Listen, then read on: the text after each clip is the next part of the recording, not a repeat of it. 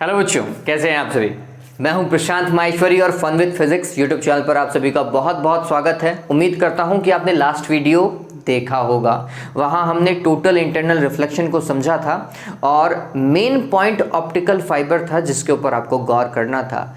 2 minute के video के लिए मैंने 30 मिनट का वीडियो बना दिया है ना। चलिए कोई नहीं, लेकिन वहां पे ऑप्टिकल फाइबर ध्यान में रखिएगा, उसके ऊपर क्वेश्चन पूछा जाता है। ठीक है, आज हम पढ़ रहे हैं बच्चों refraction at spherical surface. Topic क्या है हमारे पास में?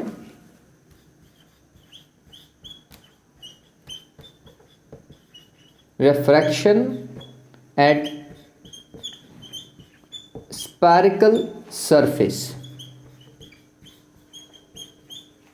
देखिए ये पॉइंट जो है वो आरबीएससी के सिलेबस से हटा दिया गया है, लेकिन इस पॉइंट को समझना हमारे लिए बहुत ज़्यादा ज़रूरी है। रीज़न क्या है, जब हम लेंस मेकर इक्वेशन को पढ़ेंगे या लेंस मेकर फार्मूला का डेरिवेशन करेंगे तो इससे जो रिजल्ट निकलेगा वो रिजल्ट वहाँ पर डायरेक्ट यूज़ होने वाला है। तो बहुत सारे बच्चे फिर डायरेक्ट पूछेंगे सर ये फार्मूला कहाँ से लिख दिया, तो भैया ये फार्मूला यहाँ से आएगा। इसको समझो, बहुत ईजी है, आपको आसानी से समझ में भी आ जाएगा। ठीक है, तो डेरिवेशन देखिए, इसका डेरिवेशन है किस तरीके से। तो हम यहाँ पर एक कॉन्वेक्स स्फेरिकल सरफेस ले रहे हैं। सरफेस कैसी है हमारे पास में? कॉन्वेक्स स्फेरिकल सरफेस है, ध्यान में रखिएगा। ये इस तरफ वाला जो पार्ट है कॉन्वेक्स तो समझते हो ना, जिसका ये वाला पार्ट जो है वो बाहर की ओर क्या रहता है, उभरा हुआ रहता है ना, बाहर की ओर निकला हुआ रहता है। ठीक है, वो कॉन्वेक्स होता है। तो इस तरफ हमने माना कि कोई रेयर मीडियम है, लेट सपोज करो एयर ही मान लीजिएगा आप। तो n1 रिफ्रैक्टिव इंडेक्स है, इसका रिफ्रैक्टिव इंडेक्स कितना मान लिया, n2। आप चाहें तो μ1 और μ2 भी लिख सकते हैं, आपके ऊपर डिपेंड करता है पूरी तरीके से। तो ये ध्यान में रखिए कि ये वाला मीडियम रेयर है जब हम डेरिवेशन कर रहे हैं, और ये वाला मीडियम कैसा है, डेंसर मीडियम है। ठीक, फिर इस सरफेस के लिए हमने बोला कि यहाँ पर इसके सामने कोई ऑप्टिकल सोर्स है, कोई लाइट सोर्स है, पॉइंटेड लाइट सोर्स है। ठीक, तो पॉइंटेड लाइट सोर्स से एक लाइट कैसे आ रही है, तो हमने बोला कुछ ऐसा जो बिल्कुल मिड से पास हो रही हो, उसके सेंटर से पास हो रही हो। स्फेरिकल सरफेस है ना, तो स्फेरिकल सरफेस का कहीं ना कहीं क्या होगा, सेंटर होगा। ठीक, तो उस सेंटर से वो क्या हो रही है, पास हो रही है। और जो लाइन सेंटर से पास होती है ना बच्चों, वो डेविएट नहीं होती है, वो बिल्कुल सीधा बाहर निकल जाती है। ठीक है, सीधा निकलती है, उसके ऊपर कोई प्रभाव नहीं पड़ता। अब एक और लाइट रे मान लीजिए, ये लाइट रे कुछ ऐसा जा रही है, यूं ऐसा। ठीक, अब ये वाली लाइट रे जो है वो कहाँ की और बैंड होगी, तो ध्यान में रखिए रेयर टू डेंसर है। द लाइट रे विल बैंड टुवर्ड्स नॉर्मल, है ना, नॉर्मल की तरफ क्या हो जाएगी, बैंड हो जाएगी। जब भी कोई लाइट रे रेयर से किस में जाती है, डेंसर में जाती है, तो वो कहाँ की ओर बैंड होती है, नॉर्मल की ओर। तो अब हमें पता चले कि भैया इसका नॉर्मल है कहाँ। तो थोड़ा ध्यान में रखिएगा, किसी भी स्फेरिकल सरफेस का कोई ना कोई तो सेंटर होगा।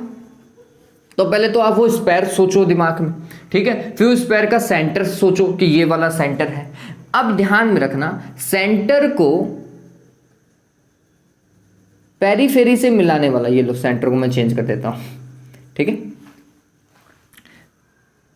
सेंटर को इसके पेरीफेरी से मिलाने वाली जो लाइन होती है, हालांकि ये रेडियस की तरफ बिहेव कर रहा है। ठीक है, तो ये बात ध्यान में रखना, हर एक रेडियस जो है वो नॉर्मल की तरफ बिहेव करेगा। वो क्यों करेगा, वो बात की बात है, उसे खैर अच्छे से डिस्कस भी कर सकते हैं, लेकिन अभी हमारे डिस्कशन का पॉइंट वो होना नहीं चाहिए। ठीक है, तो ये ध्यान में रखिएगा कि सेंटर को उस पॉइंट से मिलाने वाली जो लाइन होती है वो हमेशा नॉर्मल होती है। इस बात को आपको दिमाग में रखना है। तो ये हमने नॉर्मल ड्रॉ कर दिया है। ठीक, अब ये क्या है, सेंटर है। तो इसका मतलब यह है कि इस स्फेरिकल सरफेस का रेडियस जो होगा वो सरफेस से सेंटर तक की डिस्टेंस होती है। तो हम बोल सकते हैं ये आर इसका क्या है, रेडियस है, जिसे हम रेडियस ऑफ कर्वेचर भी बोलेंगे बाद में जाकर के। ठीक है, अब क्या होगा, लाइट रे रेयर से आ रही थी, डेंसर में जा रही थी, तो कहाँ की ओर बैंड होगी, नॉर्मल की तरफ। नॉर्मल कहाँ है, यही तो है। ठीक, तो ये नॉर्मल है, तो नॉर्मल की तरफ बैंड हो जानी चाहिए, जानी ऐसी चाहिए थी यूं, लेकिन बैंड हो जाती है इस तरफ। ये लो बैंड हो गई, बैंड हो गई। तो आप देखोगे एक लाइट रे तो ये जा रही थी और एक लाइट रे ये जा रही है। ये दोनों जहां पर एक दूसरे को क्या करेंगे, इंटरसेक्ट करेंगे, वहां पर फाइनल इमेज फॉर्म होगा। वहां पर क्या होगा, फाइनल इमेज बनेगी। ये बात ध्यान में रखना। अब यहाँ पर दो चीजें हमें पता होनी चाहिए, क्या? एक एंगल ऑफ इंसिडेंस और एक angle of refraction. Angle of incidence क्या? इंसिडेंट लाइट और ये नॉर्मल, ठीक है। तो नॉर्मल और इंसिडेंट लाइट के बीच का ये जो एंगल है ना, इसे एंगल ऑफ इंसिडेंस बोलते हैं। फिर नॉर्मल और रिफ्रैक्टेड रे के बीच का ये जो एंगल है इसे बोलते हैं एंगल ऑफ रिफ्रैक्शन। क्या बोलते हैं इसे? एंगल ऑफ रिफ्रैक्शन बोलेंगे। क्लियर हो गया? इन पॉइंट्स को नाम दे दीजिए, सी और आई तो हमने यहाँ पर दे दिया है। आप चाहें तो इस वाले पॉइंट को मैं पी लिख देता हूँ, इस वाले पॉइंट को ओ लिख देते हैं और इस वाले पॉइंट को अपन एम लिख देते हैं। ठीक है, चलिए अब क्या करना है, मैं यहां से एक परपेंडिकुलर ड्रॉ कर रहा हूं। किसके ऊपर? ये आप कह सकते हैं प्रिंसिपल एक्सिस की तरह बिहेव कर रहा है। इस प्रिंसिपल एक्सिस के ऊपर अपन एक परपेंडिकुलर ड्रॉ कर रहे हैं और ये पॉइंट एक्स है। और ये भी हम समझते हैं कि ये जो स्पेयर है वो इतना बड़ा है कि ये x और p एक दूसरे के बहुत ज़्यादा पास में। ये बात ध्यान रखना, आप जो ये नॉर्मल डालते हो ना, ठीक, तो नॉर्मल x के ऊपर टच कर रहा है, ठीक, लेकिन ये इतना ज़्यादा बड़ा है कि x कहाँ के पास में है? p के पास में है। कुछ ऐसा बच्चों देखिए, अगर ये छोटा स्पेयर होता, ठीक, और एक बहुत बड़ा स्पेयर है, तो छोटे स्पेयर में अगर लाइट यहां पर आ रही होती, ठीक है, इस पे आ रही होती और ये इसका प्रिंसिपल एक्सिस, तो फिर हम बोलते कि ये बहुत डिस्टेंस ज़्यादा है ना, ये P और ये X के डिस्टेंस बहुत ज़्यादा है। लेकिन अगर बड़ा स्पेयर होगा,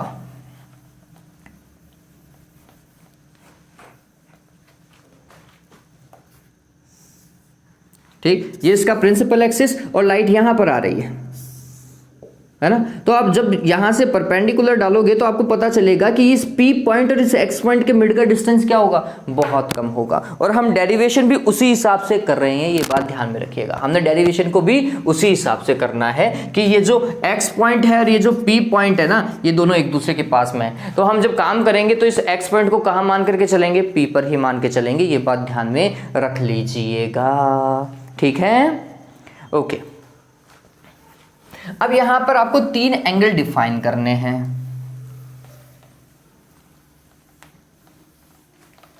कौन कौन से 3 एंगल? एक तो ये वाला एंगल, इस वाले एंगल को हम बोलेंगे अल्फा, ठीक है, ये राइट एंगल ट्राइंगल में ये वाला एंगल अल्फा। ये एक और राइट एंगल ट्राइंगल देखो, इस वाले में ये वाला एंगल बीटा, और एक लास्ट वाला ये दिख रहा है, इस वाले के अंदर ये यहां पर बनने वाला गामा। ये तीनों एंगल हमारे लिए बहुत इंपॉर्टेंट है, किस तरीके से वो भी देखेंगे। फिर ऑब्जेक्ट की P पॉइंट से जो डिस्टेंस है, ऑब्जेक्ट डिस्टेंस, उसे हम क्या लिखते हैं? U लिखते हैं।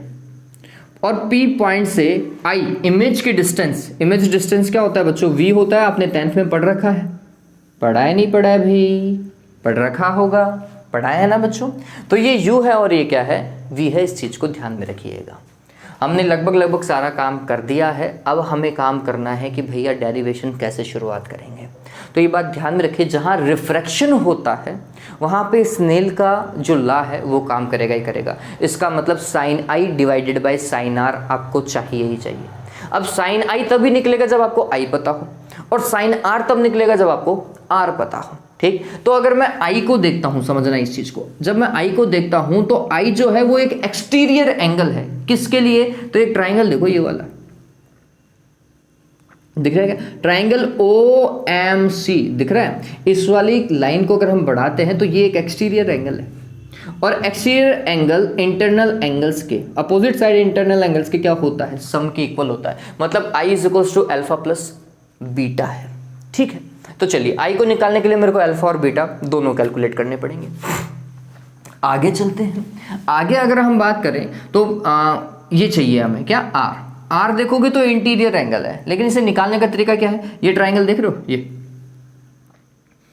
इस ट्राइंगल में इस वाली साइड को आगे बढ़ाने पर एक एक्सटीरियर एंगल बनता है बीटा, और ये बीटा किसके बराबर होगा? इन दोनों के सम के बराबर होगा। इंटरनल एंगल जो दो होते हैं अपोजिट साइड के, उनके सम के बराबर होता है। तो हम बोलते हैं R plus gamma is equals to क्या होगा? बीटा होगा। तो वहां से मैं आर भी निकाल सकता हूं, क्या हो जाएगा? बीटा माइनस गामा हो जाएगा। तो हमें ये पता चला आई और आर को कैलकुलेट करने के लिए अल्फा, बीटा और गामा चाहिए। क्लियर है ये बात? ठीक, ये हम कैलकुलेशन करेंगे, बिल्कुल आसानी से करेंगे, लेकिन ये बात ध्यान में रखना, यहाँ पर एक अजम्पशन काम करके चलेंगे। क्या अजम्पशन है वो ध्यान में रखिएगा।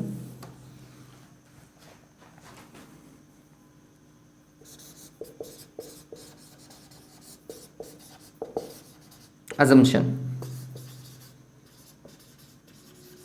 फॉर स्मॉल एंगल्स, आप सभी को पता है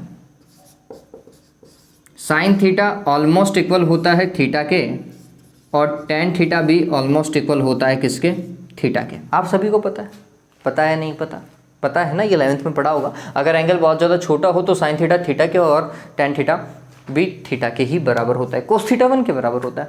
ठीक, लेकिन हमें यहाँ पे साइन थीटा और टेन थीटा ही चाहिएगा। चलिए किस तरीके से काम करूंगा, तो सबसे पहले अल्फा निकालूंगा। ठीक, तो ये वाला अजम्पशन है, इसको आप पहले उतार लीजिएगा कहीं भी साइड में कि ऐसा कुछ काम करने वाला है। साइन थीटा की जगह फाइनली थीटा ही लिखेंगे जहां साइन थीटा आएगा, और जहां टेन थीटा आएगा वहां पर भी हम एंगल थीटा ही लिखेंगे, है ना। ये कहीं लिख लीजिएगा आप साइड में, ये अजम्पशन लेकर के चलेंगे अपन।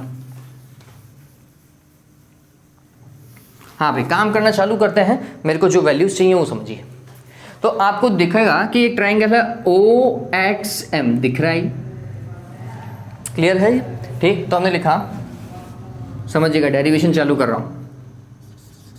इन ट्राइंगल OXM, हाँ भाई, ये अल्फा एंगल चाहिए, तो मैं लिखूंगा टेन अल्फा। क्या देखेंगे, टेन अल्फा। टेन क्या होता है, perpendicular divided by base, perpendicular ये divided bye base, base perpendicular क्या है, आंसर है XM, ऐसा ही लिखोगे, ऊपर जाता हूं, XM divided by base XO। Done. फिर हमको क्या करना है, स्मॉल एंगल्स के बारे में डिस्कशन करना है, तो भैया हमने लिखा for small angles.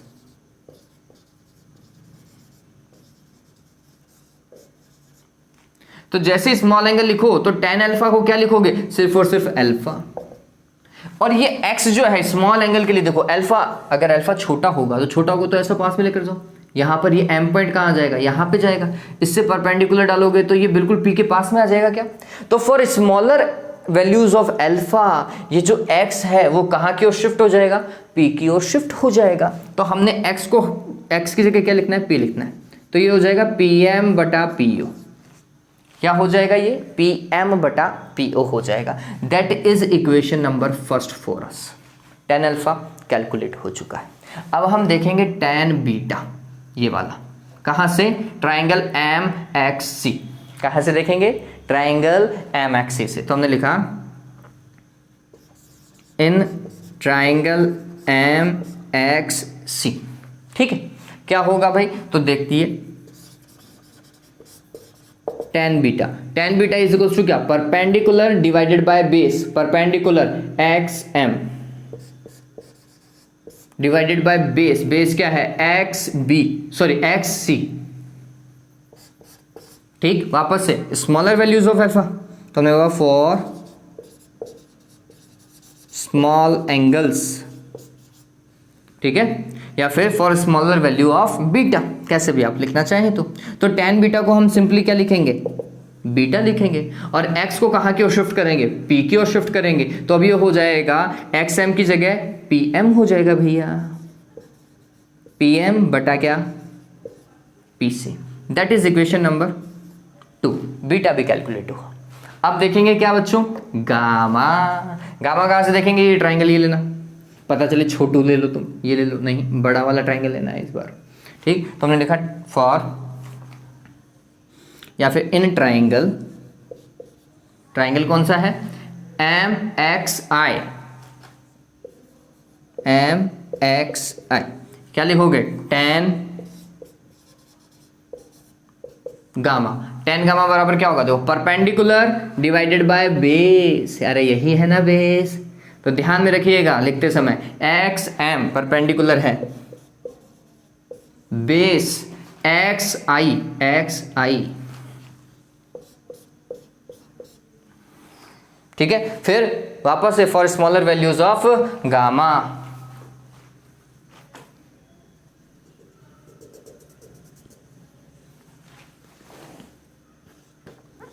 For small angle क्या होगा, गामा ही लिखा जाएगा, टेन गामा को गामा ही लिखें, और एक्स को कहाँ की ओर शिफ्ट करेंगे, पी की ओर शिफ्ट करेंगे। अब तक तो समझ में आ गया होगा। तो ये पी एम डिवाइडेड बाय क्या हो जाएगा, पी आई हो जाएगा। क्या डन हुआ, दोनों की तरफ हमने क्या लिख दिया, पी लिख दिया है। ये इक्वेशन नंबर हमारे लिए क्या हो गया, थर्ड हो गया। ठीक, अब हम बात करेंगे, हमें आई और आर चाहिए। ठीक, तो हमें आई के लिए डिफाइन करना है कि आई क्या है। तो आई क्या है, इंटीरियर एंगल है। From diagram, from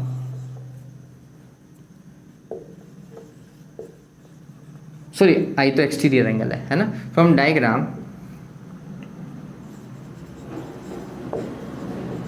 angle I is exterior angle for triangle. कौन से ट्राइंगल के लिए, ओ सी एम, ओ सी एम या ओ एम सी, जैसा भी आप लिखना चाहें। सो क्या होगा,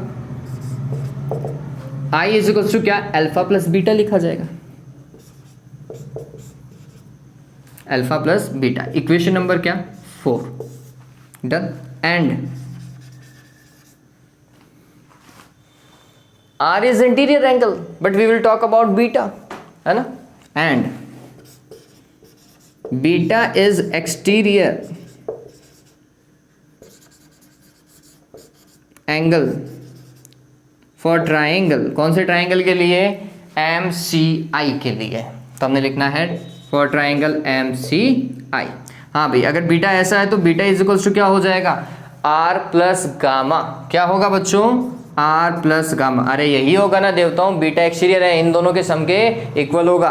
ठीक है, चलिए तो यहां से आर निकालोगे, आर कैसे निकालोगे, गामा को इधर पटक दो, बीटा माइनस गामा हो जाएगा। तो हमने लिखा आर इज इक्वल्स टू क्या हो जाएगा, beta minus gamma. That is equation number 5। आई आ गया, आर आ गया, तो क्या कैलकुलेट करेंगे, स्नेल्स लॉ लगा देंगे भैया, sine I upon sine R. ठीक है, तो हमने लिखा फ्रॉम स्नेल्स लॉ। क्या बोलता है Snell law, sine I divided by sine R is equals to क्या, दूसरे मीडियम का, सेकंड मीडियम का refractive index with respect to first. लिखते हैं नहीं लिखते हैं, चलिए इसे और कैसे लिखा जा सकता है, sine I divided by sine R. इसे n2 डिवाइडेड बाय n1 भी तो लिख सकते हैं ना। लास्ट वीडियो में मैंने बताया था बच्चों, ये चीज तो बताई थी। चलिए अब जब अल्फा बीटा और गामा खुद छोटे हैं तो भैया आई और आर किस खेत की मूली है, वो भी तो छोटे होंगे। ठीक, तो हमने लिखा फॉर स्मॉल एंगल्स क्या होगा, साइन आई की जगह सिर्फ और सिर्फ क्या लिखोगे, आई, और साइन आर की जगह क्या लिखोगे, आर इज इक्वल्स टू क्या लिखोगे, n2 divided bye n1। Cross multiply करो, क्या होगा, i किससे मल्टीप्लाई होगा, n1 से, r किससे मल्टीप्लाई होगा, n2 से, बीच में क्या लगाओगे, इक्वलिटी का साइन। यही तो होगा, i n1 और r n2। अब देखो क्या करना है, i की वैल्यू पुट कर सकते हैं 4 इक्वेशन से, r की वैल्यू पुट कर सकते हैं किससे, 5th इक्वेशन से। तो हमने लिखा from equation 4 and 5 putting values of, किस किस की वैल्यू पुट करेंगे भैया, आई एंड आर। ठीक है, चलिए आई की वैल्यू देखिए, अल्फा प्लस बीटा, तुमने लिखा अल्फा प्लस बीटा, दिखाई दे रहा है ना, ये अल्फा प्लस बीटा है, किससे मल्टीप्लाई हो रहा है, n1 से, इक्वल्स टू आर की वैल्यू देखिए, बीटा माइनस गामा है, बीटा माइनस गामा, और किससे मल्टीप्लाई हो रहा है, n2 से। ठीक है, अब ये अंदर मल्टीप्लाई किए जा सकते हैं, तो देखिए थोड़ा तसल्ली से समझिएगा, alpha n1 plus beta n1, समझ में आया, ये अंदर मल्टीप्लाई किया था, फिर इसको मल्टीप्लाई करो, beta n2 minus gamma n2। Done हो गया ये। चलिए अब क्या करना है, तो हमने देखना है कि देखो बीटा 2 जगह आ रहा है, तो इसको उठा करके इधर पटक सकते हैं, कोई दिक्कत है नहीं, और इसको उठा करके इधर ला सकते हैं, कोई दिक्कत है नहीं। चलिए, तो हमने क्या किया, ये जो अल्फा n1 था ना, इसके साथ में इसको प्लस वाले, इस माइनस वाले को इधर लेकर गया, तो ये प्लस का हो जाएगा, गामा n2 लेकर के आ गए, इक्वल्स टू समझो बीटा n2 यहाँ पे पहले से था, और इसको उठा करके और पट को बीटा n1 को, तो ये हो जाएगा माइनस का बीटा n1 हो गया। बीटा क्या लिया जा सकता है, कॉमन लिया जा सकता है, तो ये यहाँ पर होगा alpha n1 plus gamma n2, और बीटा कॉमन लिया है n2 माइनस n1 आ गया है, आ गया। इस इक्वेशन को 6 लिख दीजिए बच्चों। देखिए अब ये इक्वेशन कंप्लीट है, हमें क्या करना है, अल्फा बीटा और गामा की वैल्यू पुट करनी है इक्वेशन फर्स्ट, सेकंड और थर्ड से, और आपका रिजल्ट सामने आपको दिखाई देगा।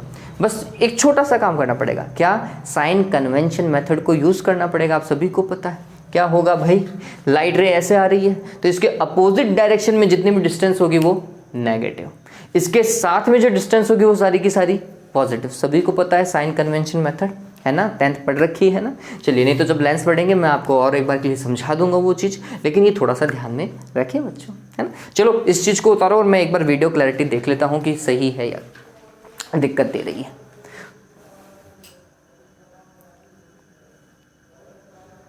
ओके, तो मेरे हिसाब से ये बिल्कुल सही दिखाई दे रहा होगा, इसमें कहीं कोई दिक्कत है नहीं बच्चों। ओके, चलिए, तो कुल मिलाकर के अब हमें अल्फा बीटा और गामा की वैल्यू पुट करनी है। और ये बात ध्यान में रखो, ये सारे की सारी रामायण हमने कब की है, जब लाइट रे रेयर से डेंसर में जा रही है। कब, रेयर से डेंसर में जा रही है, तब हमने ये रामायण को समझा है ना। चलिए, तो मिटा दूं मैं इस चीज को, कहाँ से मिटाऊं, डायग्राम मिटा दूं, क्या आपको इतना कोई काम का है नहीं, नहीं मिटाते हैं डायग्राम को। चलो यहाँ से ही मिटाना चालू करते हैं, कहीं से ये तो उतार लिया। ओके, चलो देखो, गामा मेरे को याद रह जाएगा, मैं ये मिटा दे रहा हूं।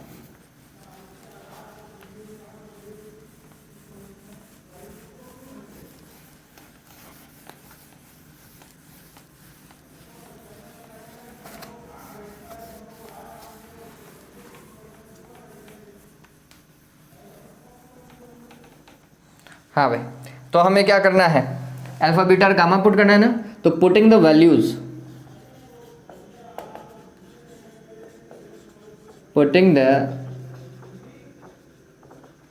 Values of alpha beta and gamma into above equation. ठीक है, रखो भाई, alpha n1, alpha pm divided by po, pm divided by po alpha, और n1 ऐसा का ऐसा, plus gamma n2 plus gamma देखो, गामा तो मैंने मिटा दिया है, ध्यान में रखिएगा। गामा क्या था, ये था, ये pm divided by pi, gamma इधर ही तो था ना, pm डिवाइडेड बाय pi।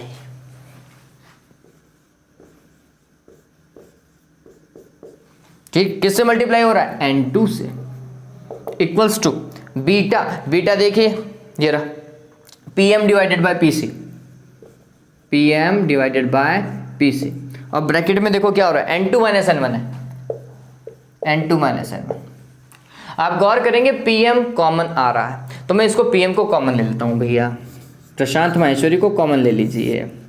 ठीक है, तो ये हो जाएगा n1 divided by po plus n2 divided by pi, यहां पर आया, और इस तरफ तो पहले से ही बाहर ही था, कोई दिक्कत ही नहीं है,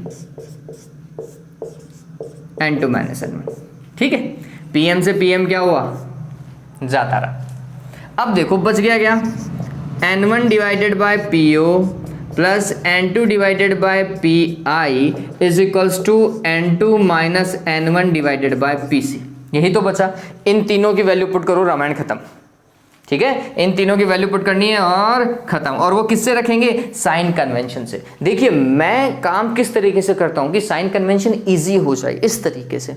आप इसे ओपी भी लिख सकते थे, आप इसे पीओ भी लिख सकते थे, कोई दिक्कत नहीं है। लेकिन साइन कन्वेंशन में आपको सारी डिस्टेंस कहां से निकालनी होती है? या तो ऑप्टिकल सेंटर से निकालनी होती है, कुल मिलाकर के ओरिजिन से निकालनी होती। तो हम बोलते हैं कि ऑप्टिकल सेंटर यहां पर कहीं होगा, ठीक है। तो वहीं से हमने काम करना चालू किया भैया। तो डिस्टेंस सारी कहां से मेजर होंगी? ऑप्टिकल सेंटर से मेजर होंगी। तो ये पीओ लिखना ज्यादा सही होगा बजाय कि किसके? ओपी के, ठीक है। इसलिए हम ऐसा काम करते हैं। चलिए तो काम करना यूज करते हैं, यूजिंग साइन कन्वेंशन। हाँ भाई, N1 तो ऐसा का ऐसा, ये तो रिफ्रैक्टिव इंडेक्स है। पीओ इंसिडेंट लाइट ऐसे आ रही है भैया, ये पॉजिटिव डायरेक्शन, और पीओ ऐसा है उल्टी नेगेटिव डायरेक्शन। यू कैसे लिखोगे? माइनस का, तो हमने लिखा माइनस का यू, प्लस N2 ऐसा का ऐसा, पी आई ये इंसिडेंट लाइट भी ऐसी है ना, और पी आई भी इसी डायरेक्शन में जा रहा है, कोई दिक्कत ही नहीं है। वी पॉजिटिव डायरेक्शन में ही मेजर होगा, तो ये हो जाएगा वी, प्लस का वी लिखना है, is equals to N2 minus N1 divided by PC। ये PC है, ठीक। अगर ये PC है तो ये कितना है? R होगा, और इसी डायरेक्शन में होगा, प्लस का R लिखा जाएगा। तो हमने इसे प्लस का R लिखना है। डन, चलिए हो गया। अब इसको थोड़ा सा अरेंज कर लो, तो जो पॉजिटिव है उसको पहले लिख लो, N2 divided by V minus N1 divided by U is equals to N2 minus N1 divided by R। ये ध्यान में रखना, ये बहुत ज्यादा इंपॉर्टेंट है। N2 डिवाइडेड बाय V, देखो V कैसे लिखता हूं मैं, यहां पर फोल्ड मार देता हूं। U और V में अगर आपको मैं जब लिखता हूं तो एक ही डिफरेंस रखता हूं, क्या? U सिंपल होता है जैसा होता है, और V को फोल्ड कर दिया साइड से, तो ऑटोमेटिकली समझ में आ जाएगा। तो N2 divided by V minus N1 divided by U is equals to N2 minus N1। ये कब है फॉर्मूला? जब लाइट रे रेयर से कहां की ओर जा रही है? डेंसर की ओर जा रही है। डांस नहीं कर रही है, डेंसर की ओर जा रही है, ठीक है। ध्यान रखिए, ये फॉर्मूला कब है? जब लाइट रे रेयर मीडियम से डेंसर मीडियम की ओर जा रही होती है, ठीक है ये बात। चलिए तो इस चीज को उतार लीजिए, N2 divided by V minus N1 divided by U is equals to N2 minus N1 divided by R। R क्या है? क्या है बच्चों? रेडियस ऑफ कर्वेचर हो गया यहाँ पर, ठीक है। तो फाइनली इस पर्टिकुलर पॉइंट से आपके पास में दो फॉर्मूला बना रहा हूं मैं। निकाला एक है, दूसरे को हम वाइस वर्सा करके बोल रहे हैं कि वाइस वर्सा कर दीजिएगा। किस तरीके से वो समझिए।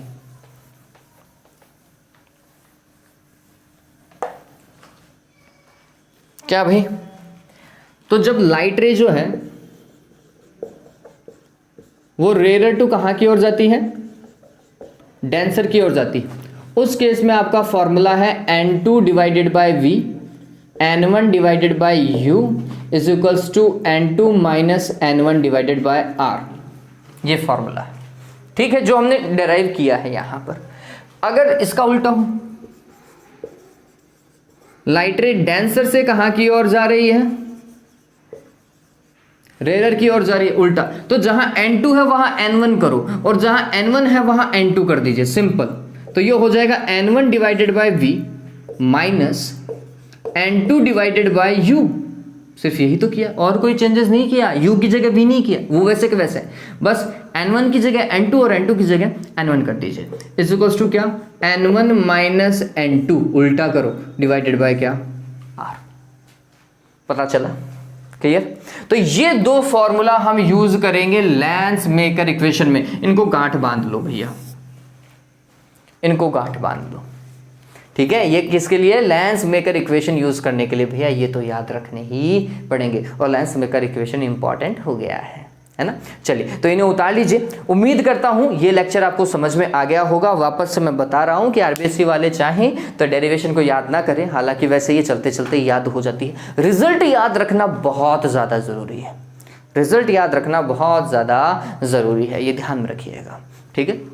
चलिए आज के लिए बच्चों इतना ही। Have a good day, take care.